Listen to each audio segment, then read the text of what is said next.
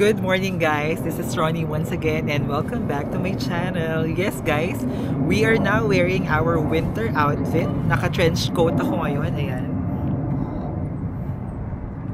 Dahil, ito yung hindi ko nasabi, sa kahit anong social media platform na meron ako, I've already moved to the UK, United Kingdom, because I'll be working here for good. So right now, hindi pa ako nag-start mag-work. I'm still settling in. Nandito na ako sa accommodation ko. Still completing the bank details and other things that I have to complete. But right now, it's actually a Friday. I just have few things to complete. One of those would be the bank account application. Then I'll roam around the city. Just so you know guys, I am currently located in Bath, UK. If you try to search for it, it's quite a good neighborhood because Bath, UK is somewhat like Melaka. It's a UNESCO World Heritage. So I'll tour you around. Let's go. So I am now walking guys, going to the bus station, and as you can see the neighborhood of where I am currently staying. Ito siya guys, puro puno pa siya, and then nandun yung mga magandang house na parang nakikita lang natin sa movie na UK yung location, United Kingdom yung location. Right now, the weather is 2 degrees Celsius and malamig siya, to tell you. Nakalimutan ko magbaon ng gloves at saka ng earmuffs, pero tolerable naman. Siguro nasanay na rin ako sa Japan, pati sa China. Look at the trees guys. Since it's winter season dito sa UK, walang mga dahon yung puno, but it's already approaching spring. So makakakita na rin kayo ng mga nag-sprout na halaman. Like this one, yan. May mga greens na sila kasi spring is already approaching. So, I'll use the public transportation, which is bus, papunta sa city center to apply for a bank account. And I'll tour you around sa city proper ng Bath. So, this is how the bus looks like dito sa area ko, guys. Sa Bath, UK. This is the bus.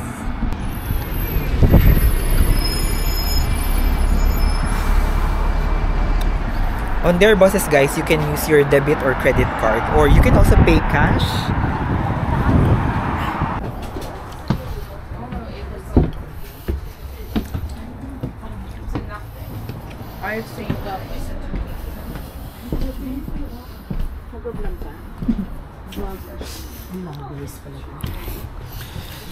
So we are now on the second floor of their bus guys. This is how the bus looks like inside. Yan, ang ganda. Ay, gusto mo pag-isa? Go lang. Gusto mo samahan si ano? Carry lang. Mag-hike ka. Hello!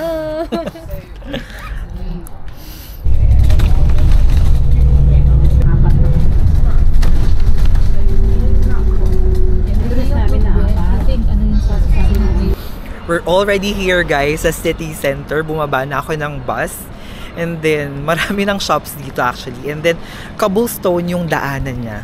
Ayan, may mga shops dyan. May shops doon, shops everywhere. Kingsmead Square, may mga ginagawa din. And then, maraming coffee shop. Actually, ang sarap mag-coffee ngayon kasi ang lamig. Maybe later I can go for a coffee, no? Ayan. Maraming mga alfresco na coffee shop since malamig nga, and it is still morning. I think it is still 10:30 in the morning, so perfect kung magko-coffee. I love this weather. Ang daming ginagawa dito actually. Look at the neighborhood. See? So pretty. Parang church yung nandun, no? Actually, last night I was walking here, and the vibe is different when it's nighttime, guys.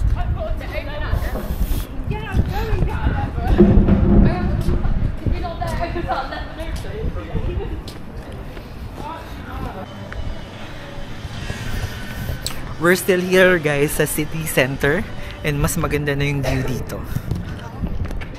Look at this.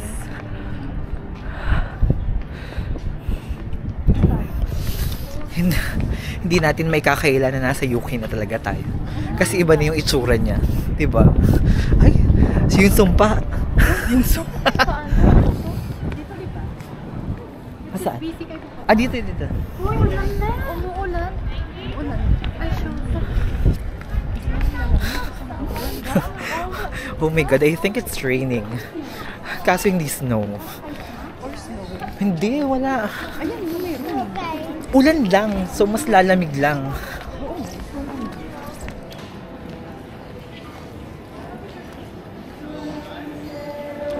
Guys, you know what? It's currently raining or parang ambon lang, pero it's not snowing. And to my surprise, ice yung bumabagsak. Yellow siya na maliliit. Nakakagulat siya. Pero hindi naman to the point na nakakamatay na yung yellow. It is so nice here. See? Oh my God. Humahangin pa, so mas malamig siya. Pero still, I like it. Ang ganda dito sa area. Ang ganda ng city center, guys. Maraming shops, maraming mabibili. I'm really sorry kung hindi ganun kaayos yung vlog. Pero later, I was able to pass by one of the famous attraction here sa Bath. And that is the Bath Spa. Okay. Pinangalanan tong place na to ng Bath kasi it is famous for Roman spa. And I was able to pass by earlier dun sa Bath Spa. Pero baka hindi na ako pumasok kasi medyo may kamahalan yung entrance. Entrance is 28 pounds or something. So maybe I will not try that.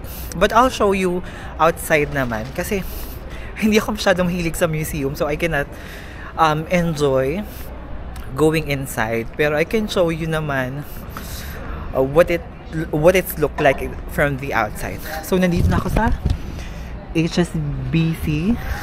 I'll just complete my errands for today, and that is to apply for a UK bank account. Then later, let's roam around to the city. So right now, we are just waiting for our agent to complete our bank account opening here in HSBC. I think it all just lasts for 15 to 20 minutes because I was here yesterday. It's just that it was already late, so I was not able to complete it. Hopefully matapos siya ngayon.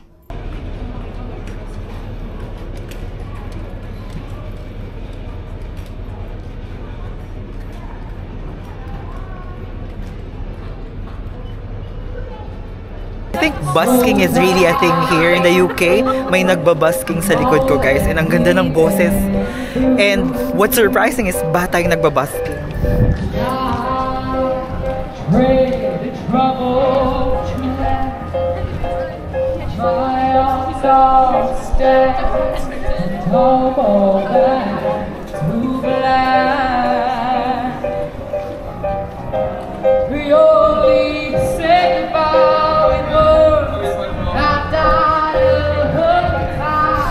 Look at that. Ang galing. Grabe. As I was saying, guys, dito sa Bath, makikita yung isa sa mga Roman bath na dito tinayo sa England. And ito yung pump room na. Ayan siya, guys. That is the pump room. I think yung loob niyan, dyan na makikita yung bath spa. Na sobrang tagal na. Tulad ng sabi ko, hindi ako makakapasok ngayon kasi medyo mahal yung entrance. And baka hindi ko siya ma-enjoy. Although alam ko na maganda yung loob. I just would like to show you how it looks like outside.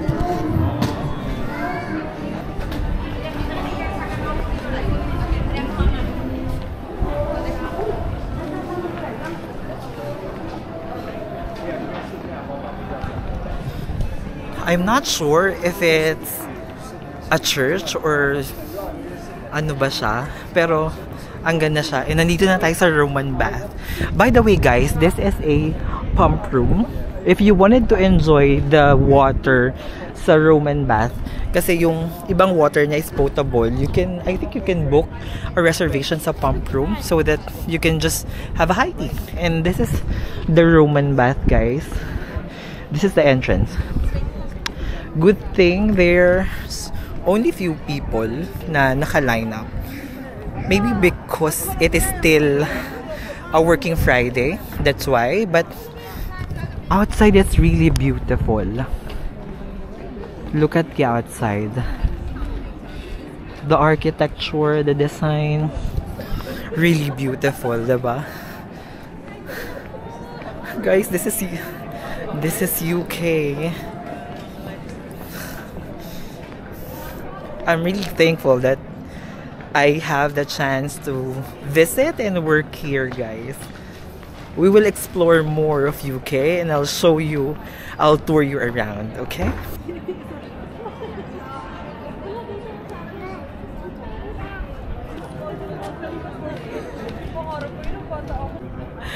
Medyo mahangin. Pag humahangin, guys, mas malamig siya actually. So I'm just walking here around outside the Roman bath. Actually, kahit naman hindi kayo pumasok, mabubusog din naman yung mga mata nyo sa mga sceneries, sa mga structures, buildings dito sa labas ng Roman bath. Ito actually yung Roman bath eh. And I'm not sure if it's like a Catholic church or ano ba siya. Pero it's beautiful. Look at this one.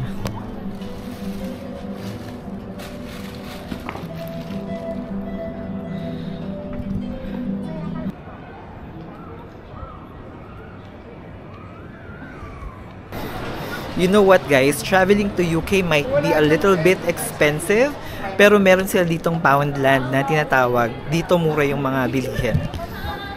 This is Poundland. Let's go inside. I'll show you some of the products. Like yung mga prices dito, just £1, ganyan. Like this one. Ayan, guys. These are the foods you can eat. Natagwa £1 lang. These are sandwiches naman. £2, ganyan. So, if you're in a tight budget, pwedeng dito na kayo bumili ng mga food nyo, then you'll just eat it on your hotel, ganyan. Inside, this is how it looks like. Divided naman siya, depending dun sa kanyang classifications.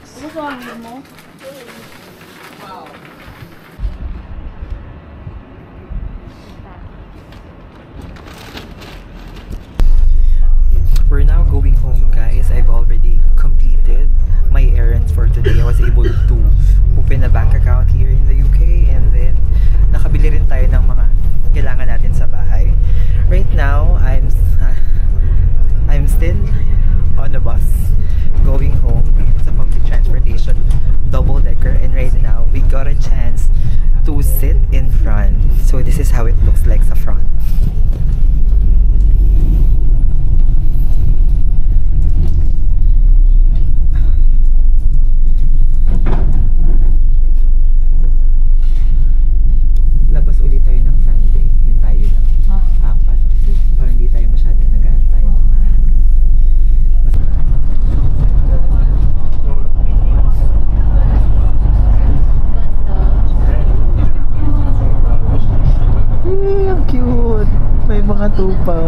Ang mga tupang ina.